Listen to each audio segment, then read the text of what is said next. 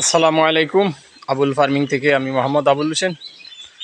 আলহামদুলিল্লাহ, মাচার মধ্যে যে আপনারা মুরগের বাচ্চা ব্রুডিং করবেন এই বিষয়ে আজকে কিছু গুরুত্বপূর্ণ কথা বলবো, যাতে এখন ঝড় বৃষ্টির দিন, বর্ষা সিজনের দিন ভিডিওটা একটু লম্বা হয়ে যাবে। আপনারা পুরোপুরি আমার ভিডিওটা দেখলে মনোযোগ সহকারে আপনারা কিছু শিখতে পারবেন এবং এই শিক্ষা থেকে আপনার খামারকে আপনি বাঁচিয়ে রাখতে পারবেন।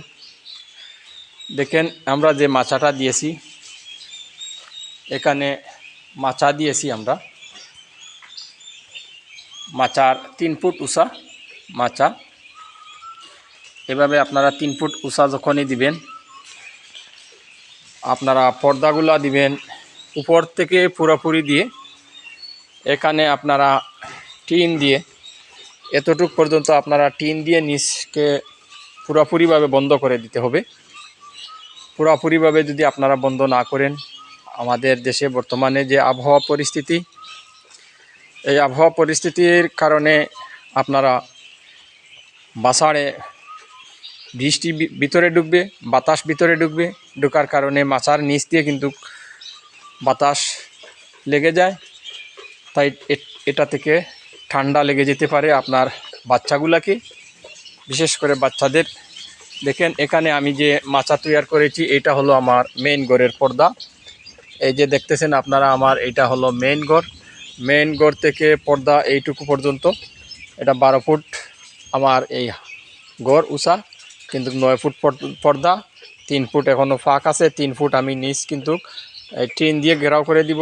এরপরে আমি যে মাচা দিছি, এইটা দেখেন ঘরের ভিতরে মাচা, কিন্তু মাচার চতুর্দিক আরেকটি পর্দা দিয়ে আমি ঢেকে দিয়েছি, যাতে আমার বাচ্চা কোনো ধরনের অসুস্থতা বোধ না করে। আপনারা অল্প টাকা হয়তো খরচ করবেন, কিন্তু একটি খামারকে বাঁচিয়ে রাখতে পারবেন। আপনারা যদি মনে করেন যে না, বাহিরে পর্দা দিয়েছি ঘরের ভিতর, আবার মাচাত কেন পর্দা দিব, আপনারা সেটা ভুল ধারণা। এটা থেকে আপনার অনেক ক্ষতির সম্ভাবনা হয়ে থাকে। তাই দেখেন, আলহামদুলিল্লাহ, আমি এইভাবে মাচার ঘরের ভিতর যে মাচার ভিতর আমি আপনাদেরকে দেখাচ্ছি। মাচার ভিতর আবার আরেকটি পর্দা দিয়ে মাচাকে পুরোপুরিভাবে ঢেকে দিয়েছি। যখনই ঠান্ডাজনিত সমস্যা হবে, বৃষ্টি বাদল হবে, তখনই এই ভিতরের পর্দাটা ফালিয়ে দিবেন।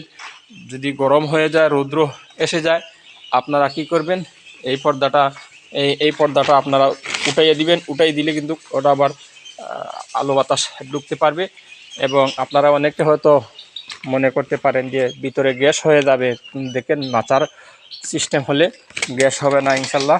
দেখেন, 3 দিন যাবৎ কারেন্ট নাই, কিন্তু 10-15 দিন বয়সী বাচ্চা, ইনশাল্লাহ কত সুস্থ সবল বাচ্চা। এইগুলা টার্কি ও তিতিরের বাচ্চা। এগুলো আমি মাচার মধ্যে দেখেন অল সাইড কিন্তু আমি ঘুরে ডেকে দিয়েছি। এইভাবে যদি আপনারা মাচার ভিতর মুরগের বাচ্চাকে পালন করতে পারেন এবং পুরোপুরি যত্ন নিতে পারেন, ইনশাল্লাহ ভালো একটি বেনিফিট অর্জন করতে পারবেন। আপনারা জানেন, আমার কিছুদিন আগে আমার খামারে ভাইরাসজনিত সমস্যা হয়ে আমার খামারটা একদম নিস্তেজ হয়ে যায়। তাই এই বাচ্চাগুলোই আমার স্বপ্ন নিয়ে আমি যতটুকু সম্ভব এই বাচ্চাগুলোকে বাঁচিয়ে রাখার চেষ্টা করতেছি, যাতে প্যারেন্টস করা যায়। এবং যা সাধ্য মতো আমি চেষ্টা করছি, এই দিকেই আমি এইভাবেই করে আমি দেখতেছি কিছুটা হলেও লাভবান হওয়া যাওয়ার সম্ভাবনা আছে। আজকে এই পর্যন্ত।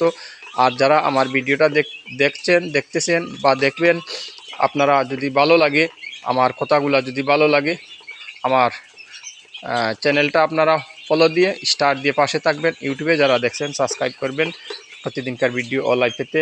আসসালামু আলাইকুম। আমাদের লোকেশন মৌলভীবাজার জেলা, জুড়ি উপজেলা, হামিদপুর গ্রাম। আসসালামু আলাইকুম।